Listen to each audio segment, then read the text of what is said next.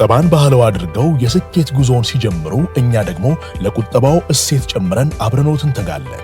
ለላቀ ቁጠባው የላቀ ወለድ ይገባዎታል። የብርሃን ባንክ የላቀ ቁጠባ ሂሳብ ወይም ፕሪሚየም ሴቪንግ አገልግሎት ደንበኞች ቁጠባቸው እየጨመረ ሲሄድ ባንኩ ጠቀም ያለ ወለድ የሚከፍልበት ልዩ የቁጠባ ሂሳብ አይነት ነው።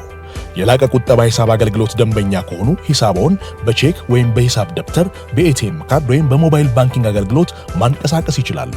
ዛሬውኑ ወደ አቅራቢያው ወደሚገኝ የብርሃን ባንክ ቅርንጫፍ በመሄድ የላቀ ቁጠባ ሂሳብ ከፍተው ብዙ ይቆጥቡ፣ ጠቀም ያለ ወለድ ያገኙ። ብርሃን ባንክ፣ እንደ ስማችን ብርሃን ነው ስራችን። ሌላኛውን ጉዳይ ደግሞ እንመልከት። የአንቶኒን ጉዳይ እናንሳ። እንግዲህ በማንቸስተር ዩናይትድ ሳይሳካለት ወደ ላሊጋ ካመራ በኋላ አስደናቂ ጊዜን እያሳለፈ ነው። በእርግጥ አምናም ጥሩ ጊዜ እንደነበረው ተመልክተናልና በዚህ የውድድር ዓመትም ይሄ ይቀጥላል። አስደናቂ ግቦችን ያስቆጥራል አይደል? በእርግጥ በማንቸስተር ዩናይትድም እያለ የሚያስቆጥራቸው ግቦች በጣም ግሩም እንደነበሩ እንመለከታለን። ለዓለም ዋንጫ በብራዚል የመጠራት እድል ይኖረው ይሆን ወይ የሚለውንም ጉዳይ እናንሳ። ይህም ይሆን ከሆነ ለተጫዋቹ በጣም አስደናቂ ታሪክ ይሆናል። ልክ ነው። ምሳ ትላንትና ከራያል ማዮርካ ጋር ጨዋታ ነበራቸው በሳን ሙዋ በኢስታዲ ማዮርካ ሳን ሙዋ። ለሁለተኛው የሴድሪክ ባኮምቡ ጎል መቆጠር የመጨረሻውን ኳስ ያቀበለው እሱ ነው። ባለፈው ሳምንት ደግሞ በዋንዳ ሜትሮፖሊታኑ ከአትሌቲኮ ደ ማድሪድ ጋር በተደረገው ጨዋታ የማሸነፊያውን ጎል ያስቆጠረው 1-0 ነው ያሸነፉት። ብቻኛውን ጎል ያስቆጠረው እሱ ነው። እንደተለመደው የአንቶኒ መለያ የሆኑ ትሬድማርክ የሆኑ ጎሎች አሉት። እንደዚህ አይነት ጎል ነበር ባለፈው ሳምንት ያስቆጠረው። በየሳምንቱ የሪያል ቤቲስ ውጤት ላይ ቀጥተኛው ተጽዕኖ ያለው ተጫዋች ነው። አሁን 19 የጎል ኮንትሪቢዩሽን አለው ገና ካሁን ከላሊጋው ቤስት ተጫዋቾች መካከል ነው ከሄደበት ጊዜ ጀምሮ። በዚህም ሲዝን ልክ እንደዚሁ ነው። ሪያል ቤቲስ አሁን ለቻምፒየንስ ሊግ ቦታ ነው እየተፎካከረ ያለው። የላሊጋ ቡድኖች በአውሮፓ ውድድሮች እንደሚኖራቸው ስኬት በኮኤፊሽንታቸው ላይ እንደሚያመጣው ልዩነት የቻምፒየንስ ሊግ ቦታ በቂ ሊሆን ይችላል። አምስተኛ ሆነ ያሉበት ስፍራ አምስተኛ ናቸው። አጋጣሚው አትሌቲኮ ማድሪድ ባለፉት 3 ጨዋታዎች 1 ነጥብ ብቻ ነው ያለው። ቪያሪያል ካለፉት 5 ጨዋታዎች 3 ተሸንፏል። 1 ጌም ብቻ ነው ያሸነፈው። ሌሎቹ ከሪያል ቤቲስ ጋር ለቻምፒየንስ ሊግ ቦታ የሚፎካከሩት ቡድኖች ፎርማቸው ጥሩ አይደለም። ቤቲስ ያለፉትን 3 ጨዋታዎች አሸንፏል። ከአትሌቲኮ ማድሪድና ከቪያሪያል በ4 ነጥብ ብቻ ነው የሚያንሰው። ባለፉት አመታት በተለያዩ የአውሮፓ ውድድሮች ላይ ሲሳተፉ ቆይተዋል። እንዲያውም ባለፈው የውድድር ዘመን የኮንፈረንስ ሊግ ፍጻሜ ጭምር ደርሰው ነበር ከቼልሲ ጋር ተጫውተው በፍጻሜ ሆነው በቼልሲ የተሸነፉት። አሁን እንግዲህ 1 አመት ሆኖታል የሪያል ቤቲስ ተጫዋች ከሆነ። ፌብሩዋሪ 2 2025 ነበር ከማንቸስተር ዩናይትድ በውሰት መጀመሪያ ወደ ሪያል ቤቲስ የሄደ ወደ ሴቪል ከተማ። አሁን ያለነው ፌብሩዋሪ ላይ ነው። ስለዚህ 1 አመት ሆኖታል። ክረምት ላይ ነው ዝውውሩ ቋሚ የሆነው። ማንቸስተር ዩናይትድ መጀመሪያ አካባቢ 40 ሚሊዮን ዩሮ በታች አልሸጠውም የሚል አቋም ነበረው።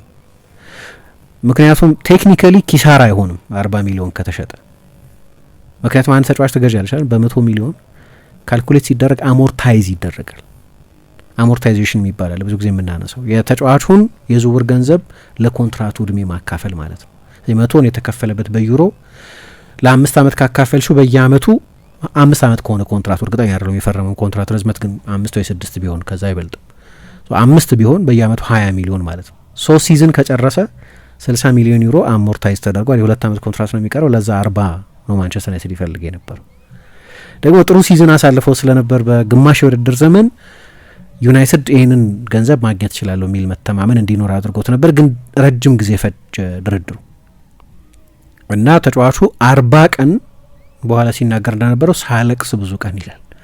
አባንድን ተደርጎ ቦምብ ስኳድ የሚሉት ነበር። እንደሚታወቀው ማንቸስተር ዩናይትድ የማይፈልጋቸውን አንዳንድ ተጫዋቾች አንቶኒን ጭምር በቦምብ ስኳድነቱ አካቶ ከሁለቱም ቡድኖች ጋር ፕሪሲዝን አልሰራም። ከሪያል ቤቲስ ጋር የቤቲስ ተጫዋች ስላልሆነ ማንቸስተር ዩናይትድ ደግሞ የእቅድ አካል አይደለም ስላለ 40 ቀን በመጠኑ ባክኖበታል። የግል ልምምድ ብቻ እንጂ የፕሪሲዝን ጨዋታዎች ማድረግ አይችልም። በመጠኑ እንደ ቁም እስረኝነት ነገር ክለቦች እንደዚህ ያደርጋሉ በተለያየ ምክንያት ተጫዋቾችን እኔ እንዲያውም የፕሮፌሽናል እግር ኳስ ተጫዋቾች ማህበራት መፍቀድ የለባቸውም እንዲህ አይነት ነገር ነው የምለው።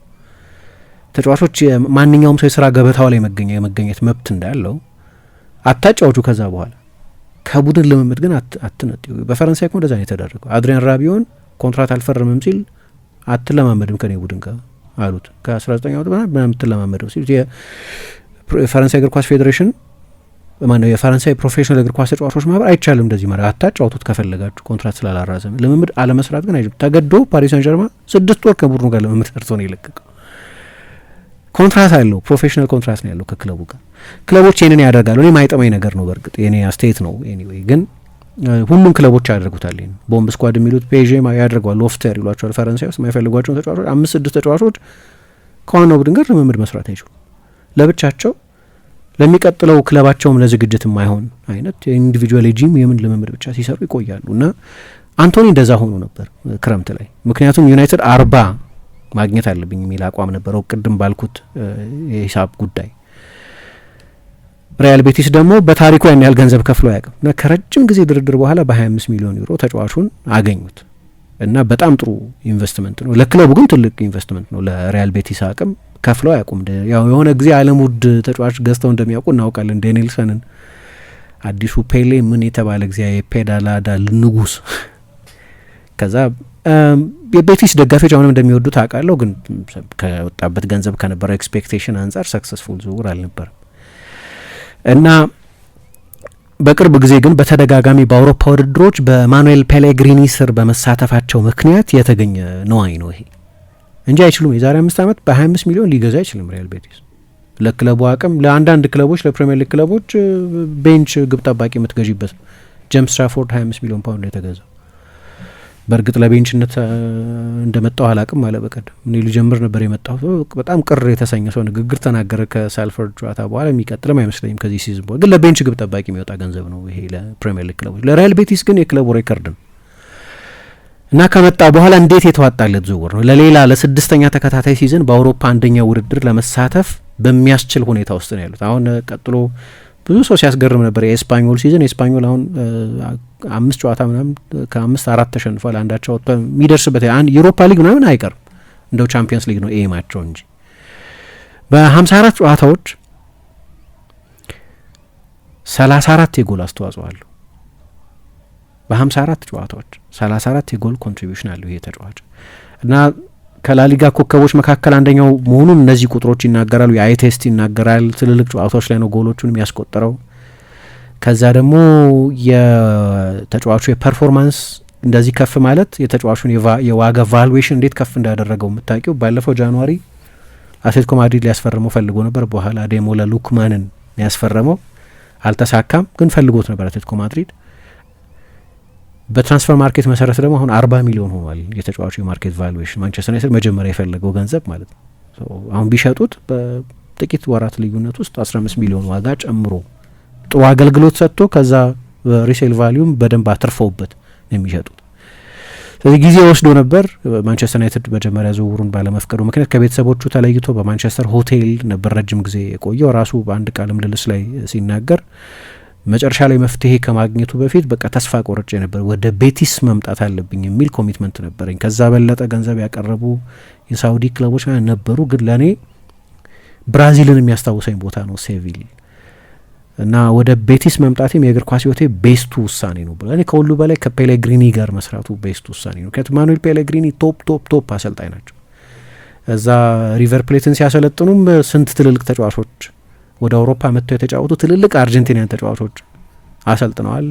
እንደ አሌክሲስ ሳንቼዝ አይነቱንም፣ እንደ ራዳሜል ፋልካኦ አይነቱንም፣ እንደ አሪኤል ኦርቴጋ አይነቱንም፣ እንደ ፓብሎ አይማር አይነቱንም ተጫዋች አሰልጥነዋል። በቪያሪያል በነበሩበት ጊዜ ማንቸስተር ዩናይትድ ዲየጎ ፎርላንን በ1.5 ሚሊዮን ነበር የሸጠላቸው። በመጀመሪያው ሲዝን ከቲየሪ ኦንሪ ጋር የአውሮፓ የወርቅ ጫማ አሸናፊ ሆነ።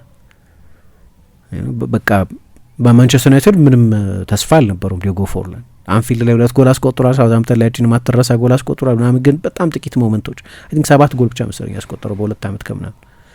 እዛ ከላሊጋው ሳቴላስ አጥቂዎች ከዓለም ምርጥ ተጫዋቾች መካከልም አንዱ አደረጉት። ዋን ሮማን ሪኬልሜ በቫንሃል አልተፈለገም በባርሰሎና። በመጨረሻው በቪያሪያል ከዓለም ቤስት ተጫዋቾች መካከል አንዱ ነበር። እንዲያው አርሰናል ላይ ያችን የፍጹም ቅጣት ምት ባይሰጥ ኖሮማ ቻምፒየንስ ሊግ ፋይናል ሁሉ ያደርሳቸው ነበር። ልዩ ተጫዋች ነው። እንዲህ እያልኩ ብዙ ተጫዋች መጥቀስ እችላለሁ። ፔሌግሪኒ ተጫዋቾች የማጎልበት ሪከርዳቸው በጣም አስደናቂ ነው። በኋላ በሲቲ መጡ እንደምናውቀው እና አጉዌሮን እና ሌሎች ትልልቅ ተጫዋቾችን ያያ ቱሬን እነሱን ያጎለበቷቸው እንኳ ባልል በእነዚህ ተጫዋቾች ከፕሪሚየር ሊግ ምርጥ ተጫዋቾች መካከል መሆኑ ውስጥ ትልቅ ድርሻ የነበራቸው አሰልጣኝ ናቸው እና በሳቸው ስር መሰልጠኑም ትልቅ እድል ይመስለኛል። እና ቤቲስ ደግሞ በታሪኩ ቅድም ያነሳሁትን ዴኒልሰንን ጨምሮ እንደ አይነት ተጫዋቾች የማጫወት ራፋኤል ጎርዲዮ የሚባል ተጫዋች፣ ፊኒዲ ጆርጅ፣ አልፎንሶ፣ ዮዋኪን ሳንቼዝ አይነት ተጫዋቾች ነበሯቸው እና በጣም ትሁት ነው ይላሉ እዛው በነበረበት ጊዜ። በሁለተኛው ቀን እያንዳንዱን በክለቡ ህንጻ ውስጥ የሚሰራ ሰራተኛ ስም የሚያውቅ አይነት ነው ብለው ይናገራሉ። እና በጣም የሚገርም የውድድር ዘመን ነው እያሳለፈ ያለው። እንግዲህ በ29 ጨዋታ 19 የጎል ኮንትሪቢሽን አለው፣ ሊያውም ከጉዳት ጋር እየተጫወተ። አሁን ሰርጀሪ ማድረግ አልፈልግም፣ ሰርጀሪ የሚያስፈልግ አሁን የግሮይን ኢንጁሪ የሚለው የብሽሽት ነው የሚባለው። ኒኮ ዊሊያምስን ያው ከካርታ አጠፋው እኮ እየተጫወተ አይደለም በዚህ የውድድር ዘመን። ላሚን ያማልን እስከ ቅርብ ጊዜ ድረስ በጣም ሲያስቸግረው ነበር፣ ምክንያቱም ግሮይን በሰርጀሪ የሚስተካከል አይደለም ይላሉ። እንግዲህ አላቅም የሜዲካል ሰዎች እንደዛ ሲሉ ሰማለሁ። ሁሌ ማጫወት አለብሽ፣ ሲጫወት ደግሞ ተጫዋቹ ኤክስፕሎሲቭነሱን ያጣል። በጣም አስቸጋሪ ጉዳት ነው። ከዛ ጉዳት ጋር እየታገለ ነው እንደዚህ አይነት ቁጥር ያስመዘገበው እና በተለይ በቅርብ ጊዜ ደግሞ ያ ጉዳት ገጠመው ከተባለ በኋላ ሃይታፌን ሲያሸንፉ በ6 ጨዋታዎች ላይ 4 የጎል ኮንትሪቢሽን፣ በ2 የኮፓ ዴል ሬ ጨዋታዎች ላይ፣ በአንድ የዩሮፓ ሊግ ጨዋታ ላይ ምናምን ሁሉ የጎል አስተዋጽኦ ነበረው ከህመም ጋር እየተጫወተ ማለት ነው። እና በአንድ ፐርሶናል ፊዚዮቴራፒስት ቤቱ ሄዶ ምሳ ከልምምድ በኋላ 3 ሰዓት እንደገና ልምምድ ይሰራል። ሬጂሜን ያለው ከእያንዳንዱ ልምምድ በኋላ ያ ሁሉ ምኞት ለዓለም ዋንጫ ለመሳተፍ ነው። በካርሎ አንቼሎቲ የመጀመሪያ ስብስብ ውስጥ ተካቶ ነበር። የብራዚል አሰልጣኝ ሆነው እንደተሾሙ በእኛ ሰኔ አካባቢ ማለት ነው እዛ ስብስብ ውስጥ ነበረ። ከዛ ግን አሁን ያለፉትን 3 የብሔራዊ ቡድን ጥሪዎቻቸውን ካየሽ አንቶኒን አላካተቱትም። እንግዲህ ያለፈው የዓለም ዋንጫ ላይ ነበር 4ቱን ጨዋታዎች ተጫውቷል ከሰርቢያ፣ ስዊዘርላንድ፣ ካሜሮንና ክሮኤሽያ ጋር። አሁን ግን ወደ 3 ዓመት ሆኖ ለመጨረሻ ጊዜ ለብራዚል ብሔራዊ ቡድን ከተጫወተ።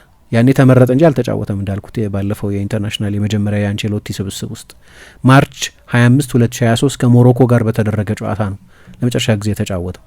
እንግዲህ አሁን ብዙ ፉክክር አለበት፣ ግን ከሌሎች የክንፍ ተጫዋቾች ጋር ካወዳደርሽው በአውሮፓ ካሉ ተጫዋቾች ጋር 10 ጎሎች አሉት አልኩኝ አይደለም። ቪኒሽስ 8 ጎል ነው ያለው ለምሳሌ። ሮድሪጎ 3 ጎል ብቻ ነው ያለው። ኤስቴቫኦ 6 ጎል ነው ያለው። ሉዊስ ኤንሪክ 2 ጎል ብቻ ነው ያለው። በአውሮፓ ከሚጫወቱ ብራዚላውያን የክንፍ ተጫዋቾች መካከል ከሱ የበለጠ ብዙ ጎል ያስቆጠረው ተጫዋች ጋብሪኤል ማርቲኔሊ ነው አንደኛው። በአርሰናል 11 ጎሎች አሉት እና ራፊኛ ሁለተኛው የሚበልጠው። ራፊኛ 13 ጎል አለው፣ ግን ራፊኛ 3 አሲስት ብቻ ነው ያለው።